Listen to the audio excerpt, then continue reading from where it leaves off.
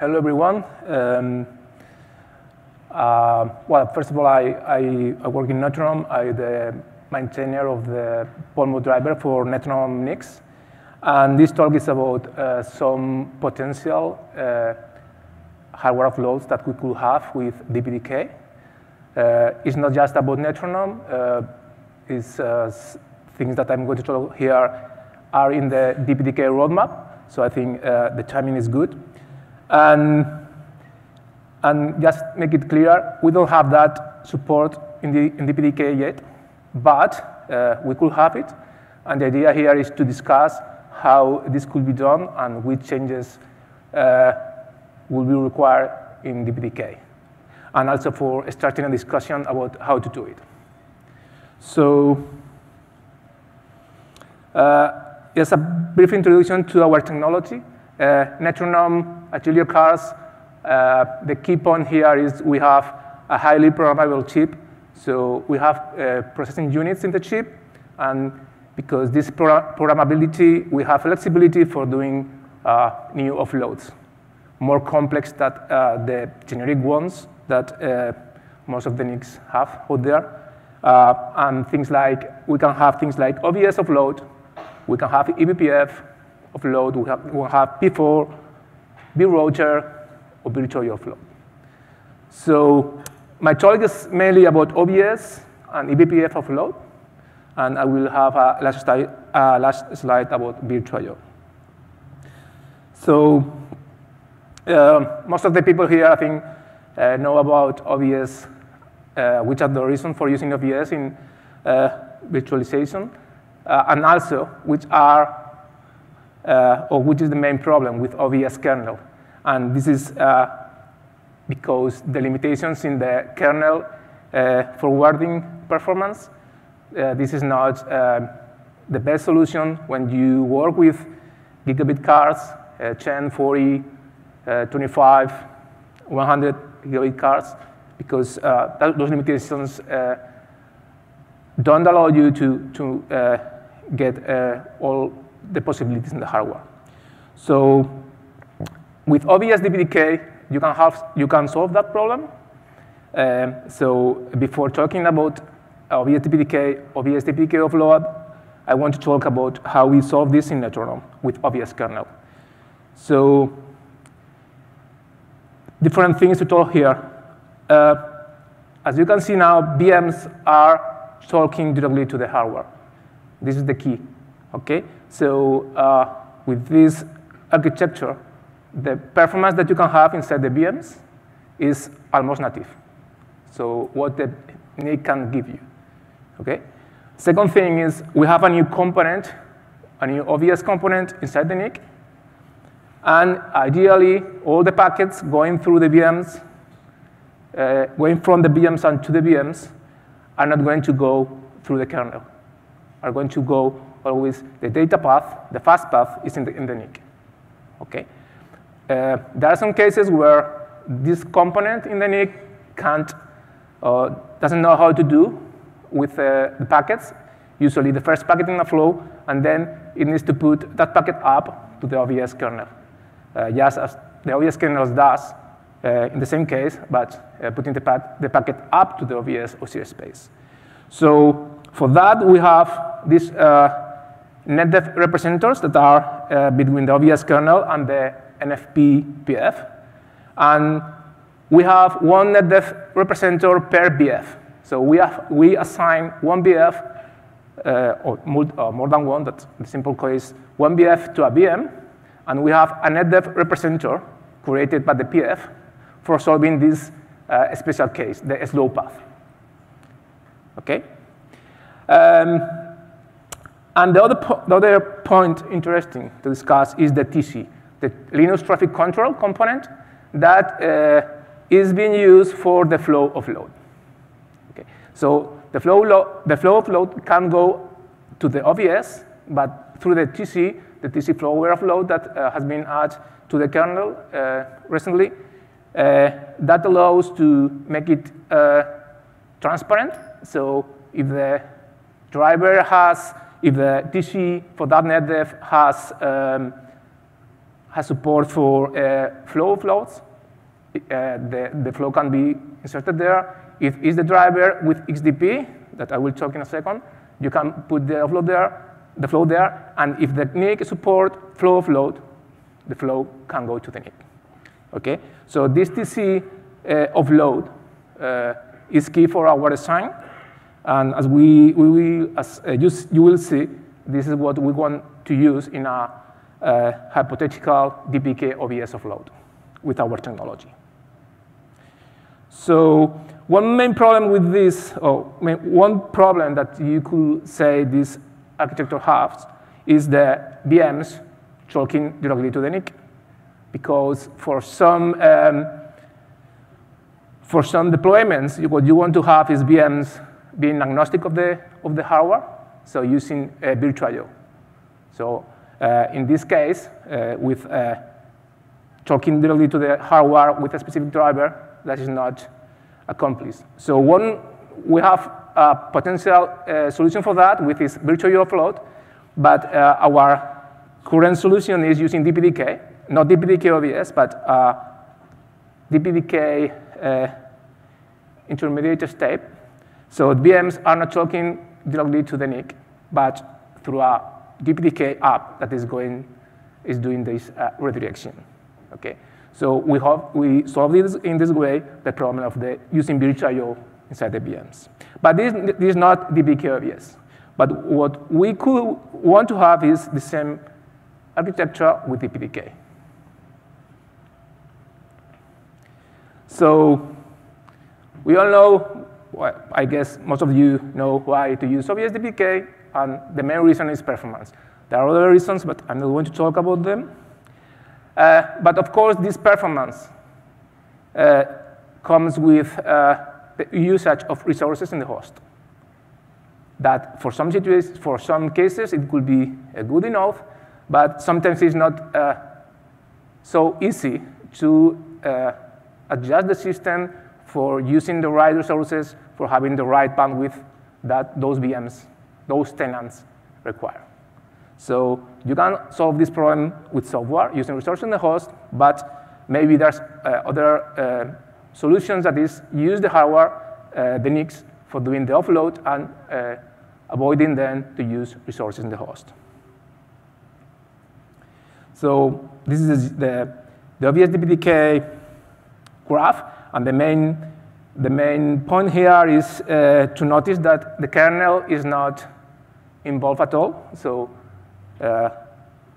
all is done in user space. So because the benefits of using DPDK, we all know that this is better, and the results, the performance, the test also say that.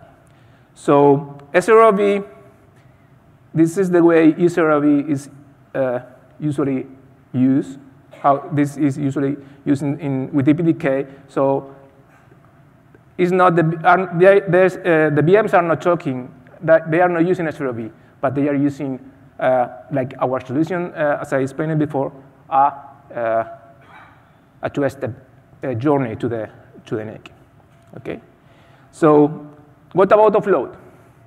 With OVS DPDK, we solve the problem of performance, but what about offloading this OVS functionality? Does it make sense? Well, first of all, there have been some recent patches to the OVS mailing list for doing partial offload. So you use part of the hardware possibilities for doing the classification.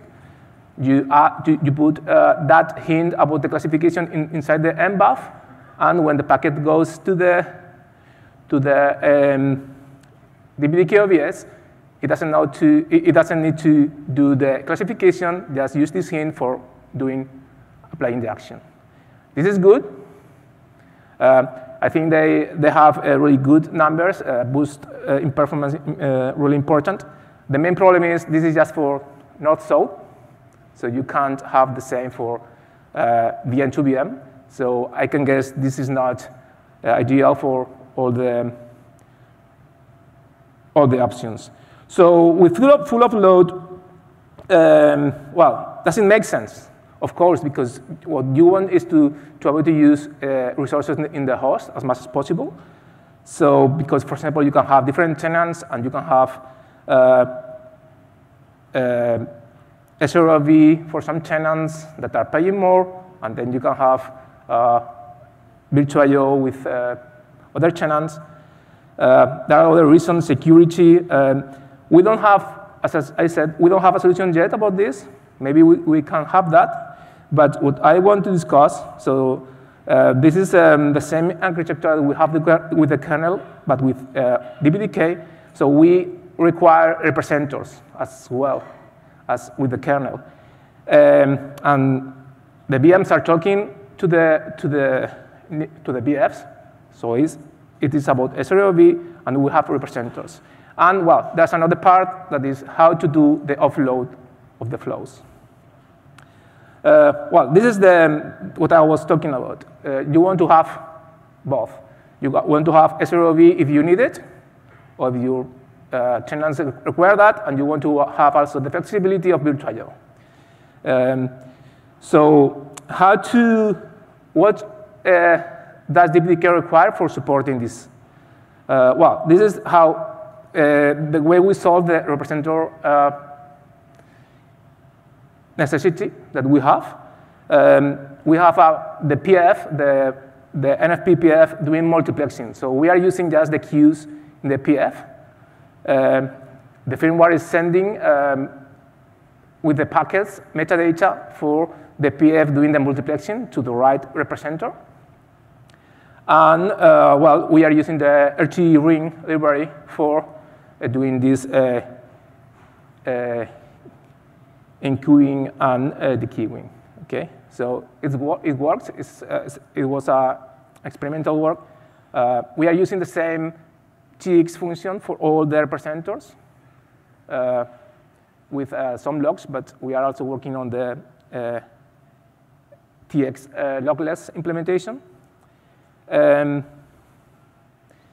So there are some API proposed to the DPDK for representers, but this is just for having the control of BFs from the PF. So it's not about the data path. How to implement representers is not a problem. We could have a generic library from the DPDK, or we can implement something completely internal in the POMO driver, because we need to do this multiplexing. So we need to have all of that knowledge inside the PMD.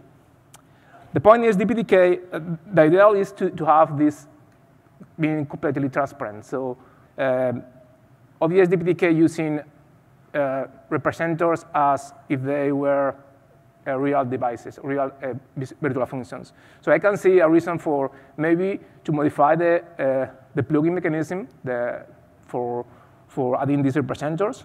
To have probably the need to have a transparent naming, because the people working with OBS DPDK doesn't want to get confused, or it's better to think to have the same names in any case. And probably the most important point is how to do the flow offload. Okay, we support the flow in DPDK. This is control data. This is not the data path. This is the control. And we in Netronome we think that we should leave the control to the kernel. So we have a solution for doing the flow offload through the kernel, through the TC, and we think we should follow this approach if we implement this DPDK offload with DPDK. So for that, we will need probably a bifurcator driver. If you remember, I make yesterday a question about this to Mellanox, because this is not easy. Because if you try to do this to the kernel guys are going to say, no, because this is for DPDK, so we don't want to have that bifurcator driver in the kernel. So there are some problems to solve here. So, well, I think I'm going to talk now about eBPF offload.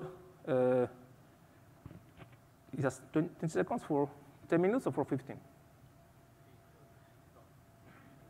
OK. Well, eBPF offload. I think you know about eBPF. If not, well, this is a mechanism for sending programs to the kernel from user space. It was implemented initially for filtering packets. And eBPF is an extended implementation for doing more things, using this architecture for doing things like tracing. And for example, and what is interesting is about XDP, to have the possibility of doing something with the packets as soon as possible, instead of waiting for the packet going through all the TCP IP. The idea is to do that as soon as possible. Where? In the driver. So you can attach a program, a eBPF program to the driver, and to do things like dropping the packets or maybe forwarding. Okay? There's a lot of work in the kernel for adding functionalities to the eBPF. I'm not going to talk about this. So the question about DPDK is, do we need eBPF with DPDK? Because this was initially for sending programs from user space to the kernel, but we are user space, so do we need the same? Could it be instead of eBPF, that is a language, to use another language? Also, well, personally, I think it would be interesting to have that support, because probably the same eBPF programs could be used with DPDK or with the kernel. So I can see a repository of eBPF programs for doing filtering or forwarding, and people using these eBPF programs, whatever, with the kernel or with DPDK. So I think it would be good to have this compatibility. The point is, I don't know if this is going to be feasible, because all of these new features that are being added to eBPF in the kernel, so maybe because we are not the kernel, at one point we are not going to be able to maintain this compatibility. But of course, there are people using DPDK, implementing their own network stacks with DPDK.